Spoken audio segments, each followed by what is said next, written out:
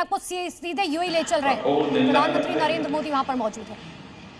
UAE को जिस तरह निशाना बनाया गया है, ये किसी भी रूप में स्वीकार्य नहीं है। ब्रदर, इन कठिन परिस्थितियों में आपने जिस संयम, करेज और विजन का परिचय दिखाया है, यह बहुत ही सराहनीय है।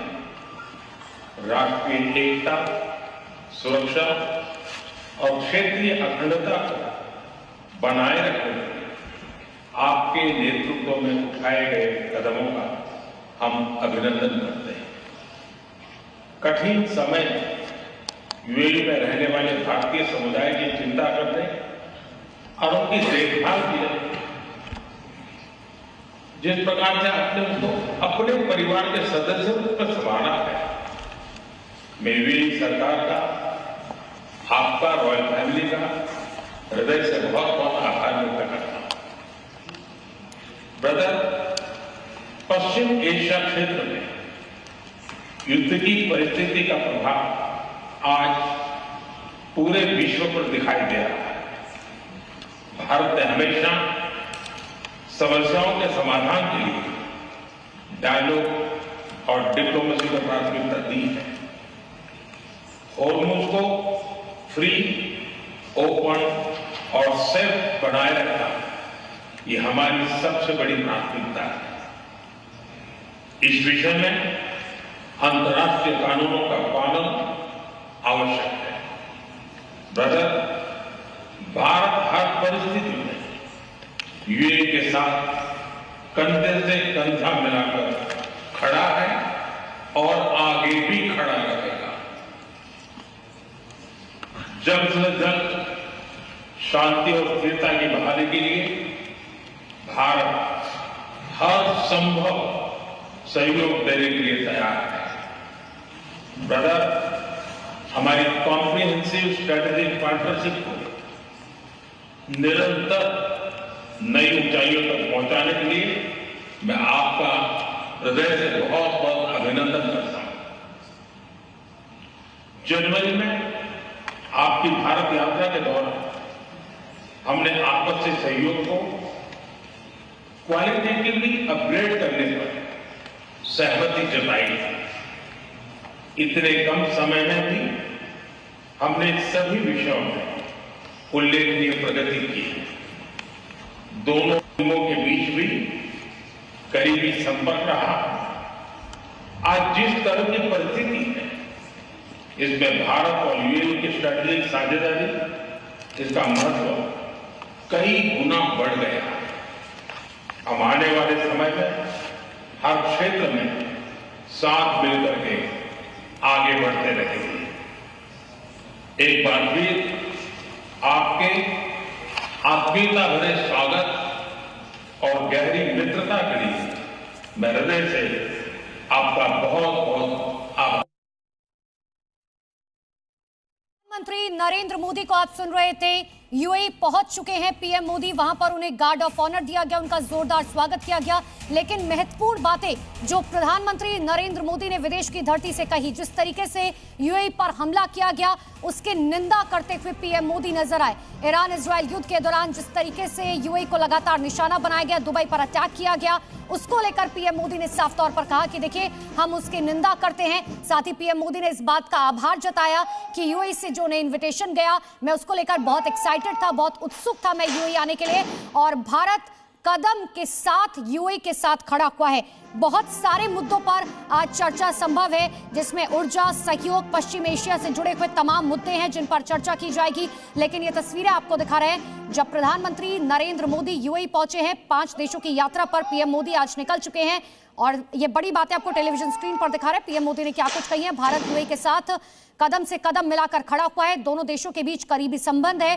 मैं यहां पर आकर बहुत खुश हूं, जिस तरीके का इन्विटेशन मुझे दिया गया, जिस तरीके का स्वागत किया गया, उससे मैं दिल से खुश हूं। और जिस तरीके से ईरान इजरायल युद्ध के दौरान दुबई को बार बार टारगेट किया गया, उसकी हम कड़े शब्दों में निंदा करते हैं।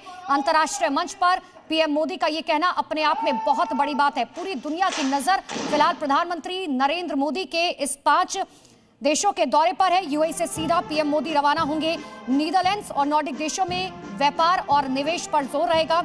आज ही पीएम मोदी यूएई से रवाना हो जाएंगे नीदरलैंड्स के लिए। देखिए 5 देशों की यात्रा, एक तरफ भारत के अंदर महंगाई लगातार बढ़ रही है और दूसरी तरफ प्रधानमंत्री नरेंद्र मोदी की यात्रा इसीलिए भी बहुत जरूरी हो जाती है क्योंकि एलपीजी और गैस को लेकर हम पूरी तरीके से विदेशों पर निर्भर है, तकरीबन 60%। और यही वजह है कि पीएम की यात्रा तमाम मायनों में बहुत खास है। ये एक बार 2 तस्वीरों पर नजर गौर कीजिए।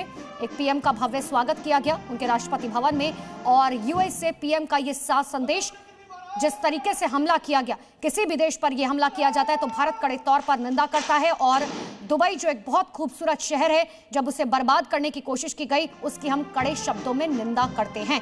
ये पीएम मोदी का संदेश। एक बार फिर से आपको बता दें, पीएम मोदी 5 देशों के दौरे पर है। आज यहां से पीएम मोदी नीदरलैंड्स के लिए रवाना होंगे। 15 से 17 मई तक पीएम मोदी नीदरलैंड में रहेंगे और 2017 के बाद उनकी ये दूसरी यात्रा होगी। इसे दोनों देशों के संबंधों के लिए बहुत महत्वपूर्ण माना जा रहा है। एक तरफ यूएई में रक्षा ऊर्जा को लेकर बातचीत की जा रही है तो दूसरी तरफ नीदरलैंड की बात करें, भारत नॉर्डिक शिखर सम्मेलन भी इसमें आयोजित किया जाएगा जिसमें स्वीडन, नॉर्वे समेत अन्य नॉर्डिक देश जो है उनके साथ व्यापार, निवेश, हरित तकनीक और नवाचार को लेकर व्यापक चर्चा की जाएगी। भारत ईयू एफटीए के बाद ये जो दौरा है इसकी अहमियत बहुत ज्यादा बढ़ जाती है। ब्रह्मप्रकाश दुबे हमारे साथ, हमारे सहयोगी सीधे हमारे साथ जुड़ चुके हैं। ब्रह्मप्रकाश दुबे, सबसे बड़ी बात यह है कि पीएम मोदी की तरफ से अंतर्राष्ट्रीय मंच पर जब यह कहा जाता है कि दुबई जो बहुत खूबसूरत शहर है उस पर जब हमला किया जाता है तो हम इसकी कड़े शब्दों में निंदा करते हैं। यह अपने आप में बहुत महत्वपूर्ण बात। बिल्कुल बिल्कुल। और देखिए, ये दिखाता है कि भारत के लिए यूएई के संबंध कितने महत्वपूर्ण हैं और संयुक्त अरब अमीरात के लिए भारत कितना महत्वपूर्ण है। दोनों देशों के संबंध लगातार जो है गहरे हो रहे हैं।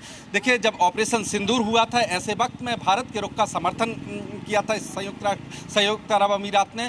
तो और दूसरी महत्वपूर्ण बात कि भारत का हाल ही में समझौता हुआ है एलएनजी को लेकर जिसकी 2028 से आपूर्ति करनी है। दूसरी महत्वपूर्ण बात कि ओपेक से अलग होने के बाद भारत की ऊर्जा जरूरतों को ज़्यादा बेहतर तरीके से जो है यूएई पूरी कर सकता है। इस लिहाज से भी प्रधानमंत्री नरेंद्र मोदी की इस यात्रा को देख सकते हैं।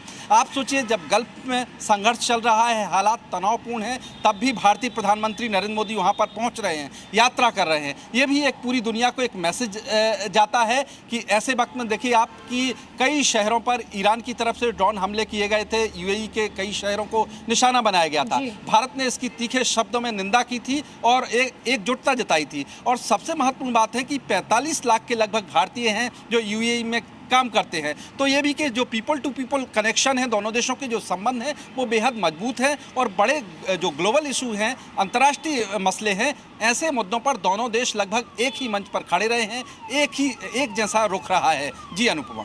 बिल्कुल। और सबसे बड़ी बात ब्रह्मप्रकाश दुबे ये है कि पीएम मोदी का यूरोपीय दौरा इसलिए भी खास हो जाता है क्योंकि भारत और यूएई के बीच इसी साल के शुरुआत में फ्री ट्रेड एग्रीमेंट को एक अंतिम रूप दिया गया था। अगर इस दौरे को देखें तो आर्थिक, रणनीतिक और आर्थिक सहयोग से बहुत महत्वपूर्ण ये दौरा हो जाता है पीएम का।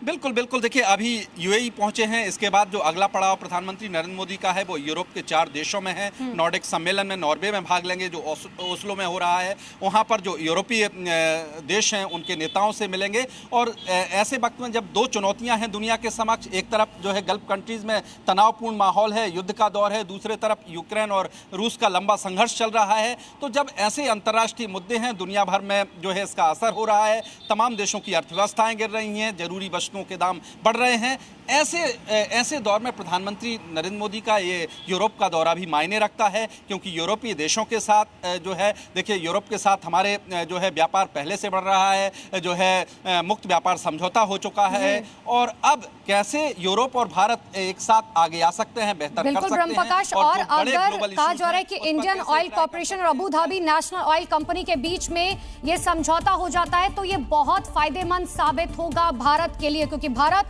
40% एलपीजी यूएई से ही खरीदता है। फिलहाल के लिए बहुत बहुत शुक्रिया ब्रह्मप्रकाश, आपके पास लौटेंगे।